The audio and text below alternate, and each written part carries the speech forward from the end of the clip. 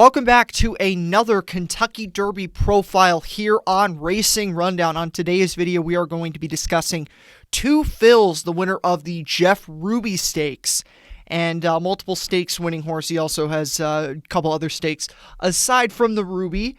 And Two Phil's is one of the interesting, I think he'll probably be around those middle double-digit type horses in this year's Kentucky Derby, but he's coming off of a very strong effort last time out, and he presents some upside and is an interesting horse to talk about. Also one of the feel-good horses in this year's Kentucky Derby, especially with the connections that he brings into this year's Kentucky Derby. So going back to way back, actually, all the way into July of this year, was when he broke his maiden at Colonial. This is a horse who actually has a couple of starts over the surface at Churchill Downs. His first career race did come at Churchill, broke his maiden at Colonial, as I mentioned, and then he won a black type up in Minnesota at Canterbury Park, siphoned that into a not-so-good run in the Breeders' Futurity, but then he turned in a really, really solid effort in winning the Street Sense at Churchill.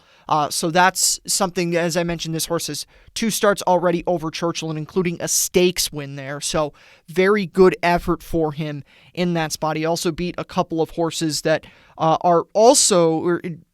one horse that's in the Kentucky Derby already in Jace's Road, and then Red Route 1, who was on the Kentucky Derby trail. And there's a couple other horses in there that were on the trail that I won't mention because they aren't stakes winners or anything like that. But some good back class from the Street Sense. And then he had a couple of good races in Louisiana. Going to the Lecomte, he was second behind Instant Coffee in there. Instant Coffee was kind of mismanaged, I think, on the Kentucky Derby trail. I think that he's a horse that probably belongs in the Kentucky Derby but didn't get there because he didn't accumulate the points. Was third in the Risen Star, and then he won the Jeff Ruby last time out. I want to talk about his two defeats in New Orleans, though, before we get into his good winning effort at Turfway, and then we'll get to the pros and cons for him.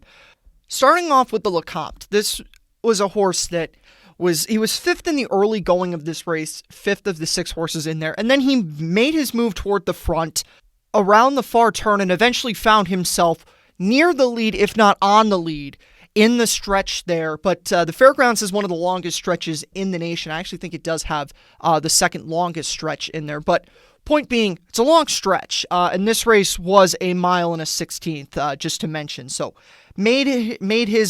almost made the lead there, headed Instant Coffee, who was also in front at that point, but then Instant Coffee went away to win by 2.5 lengths. We go one start later in the Risen Star, sort of the same thing. He actually didn't quite make the front there again. It looks like he did, but almost got there. Sun Thunder was in front at around the same portion that he was pushing towards the front, but backed up slightly. Again, when I say back up, horses put a length or so on him. He eventually lost the Lecomte by 2 3/4 lengths. He lost the Lecomte by 2.5 lengths and the Risen Star by 2 3/4 lengths. And kind of the same, as I said, kind of the same things happened there. He made his move for the lead around the turn, was almost to the point where he was on the lead midway through the stretch, and then in the case of the Risen Star,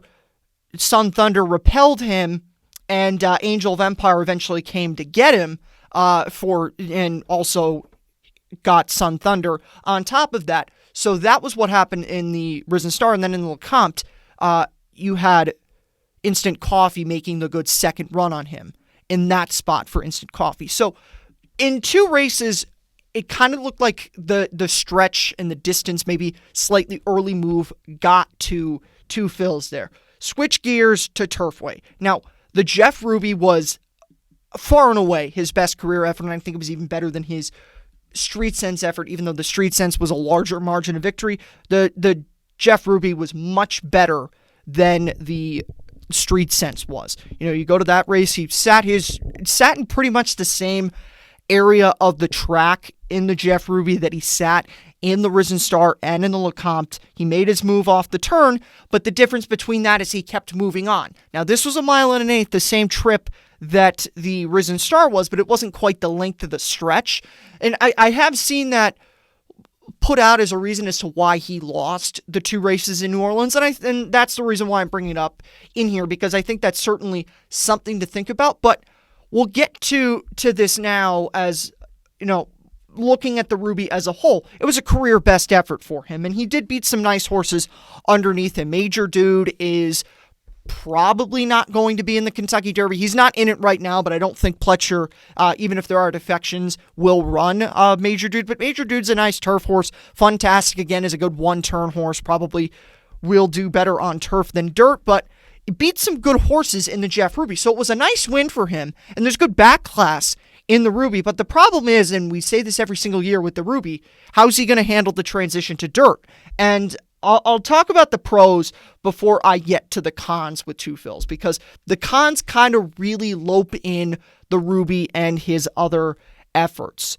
So we get to the pros. He's got the highest last out buyer in the Kentucky Derby field. And that's certainly, if you're a buyer person, that's certainly something that makes you look at him and go, whoa, okay, there was a lot of improvement from the 2 races in New Orleans, an 88 in the Lecompte and 86 in the Risen Star. So that's a 15-point improvement from the Risen Star into Lecompte. Certainly something got right with him between the Risen Star and the Jeff Ruby. Now, I'll talk about my theories on that, but if you're taking that at face value, or if you're just a big figure person, that's obviously something you look at as a big positive. He's also got experience at Churchill Downs. And I talk about one of my favorite preps for the Kentucky Derby is the Kentucky Jockey Club. Now, the Kentucky Jockey Club isn't really a race that produces the Kentucky Derby winner, but it produces Kentucky Derby starters, and I think that it's always very important for horses to get experience over the trip at Churchill, or not necessarily over the trip at Churchill Downs, but just over the surface there.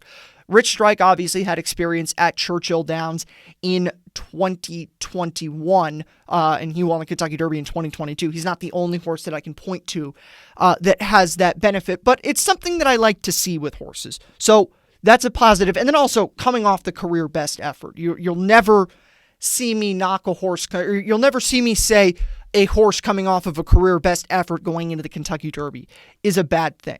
But we get to the cons now. And that's the big issue, is the Ruby was on the synthetic surface, and how is he going to translate that to the dirt? And that's where I should have ordered these in a different way, but these aren't in any particular order. But I'll go to my third con there, and it's the lack of a strong winning effort on a fast dirt track. Okay, so he's got the good win in the Ruby, and you say, okay, well, it's not just a synthetic thing because he has won over the dirt before at the graded stakes level. And yes, the Street Sense 5-length victory over the dirt in a stakes race, in a grade 3 stake race. But that was on a wet track. So he has yet to put forward a strong first place effort on a fast dirt track at this type of level. I know that the race at Canterbury was a strong stakes effort, but I mean, we're not really going to... that was at Canterbury Park. I'm not using that as something that puts him in the level, and the speed figures don't even put that race towards the level that you would think that that's a top-tier effort at this level of racing, even at the graded stakes level. So his 2 best races, one was on synthetic and one was on a sloppy surface. So that makes me really question, okay, is this a horse that is genuinely improving going forward into the Kentucky Derby, or did he really get moved up by the running on the surface at Turfway? And I think that that's something to be concerned about with him. He's obviously a son of Hardspun, and Hardspun did his best running on the, I believe at that point it was Polytrack, but on the synthetic surface at Turfway in the Lane's End and in the Kentucky Cup Classic, where 2 of his 3 biggest career victories came. So that's something that I think we have to think about here with Two Phils. Are his best career efforts coming on either fake stuff, as I like to call synthetic, or a wet track? And then the other negative that I have for him, or the other con, is in his dirt races, he was consistently second best, or in the case of the Risen Star, third best, but he was consistently beaten. And you can even go back to the Breeders' Futurity. Now, he was beaten a mile in that race by even Red Route 1 and Instant Coffee. But he was consistently behind top-level dirt horses in stakes races going into, on a fast dirt track, going into the Jeff Ruby. And that's a big thing that I think you have to be concerned about, is the lack of a true A effort at the graded stakes level against an A winning effort against Kentucky Derby Trail or graded stakes horses, because he was beaten on the spot in the LeCompte. He was beaten on the spot in the Risen Star. Now, you can argue, okay, Angel of Empire, Arkansas Derby winner, he's really improving going forward into the Kentucky Derby. Sure, that's something that I would certainly give credence to. And then obviously he moved up into the Jeff Ruby. So you can take a positive, a glass half full look at it that, yeah, well, in the Risen Star, maybe got to the lead slightly too early, but he did lose to a Grade 1 winner. And then his next career start, he turned in a career best effort. That's the glass half full, the way that you would look at it. But you also can look at it from this perspective. Well, he's been consistently beaten, and if he's moving midway around the turn and making the lead at the 8th pole, and then he's getting passed inside the 16th pole, well, Churchill Downs doesn't exactly have a short stretch either. So if he's in the position where he'll concede the lead inside the 16th pole, there's a lot of ground between the 16th pole and the wire in the Kentucky Derby. Just ask Epicenter. So that's something that I think is important to think about with Two Phils. Really good couple of efforts, and specifically last effort, because I did think he ran a fine race in the Risen Star, just was second best in that spot. But that's the concern that I would have with him, is did the synthetic surface move him up significantly? And I think that that's a strong possibility. That being said, it was a really good effort, and Two Phils has proven that he's been able to run over the dirt at Churchill Downs. Over the fast dirt, no, but he's at least been able to handle the dirt. So I can't completely write him off, and I'm not writing any of these major contenders off coming out of their final prep win, especially if they're a final prep winner. So with that being said, that's going to be it for this Kentucky Derby profile. We will see you next time on Racing Rundown. And as I have been mentioning throughout these videos, be sure to check out the link below in the description where you will see the playlist for the other videos in this Kentucky Derby profile series. We'll see you next time. Have a good one.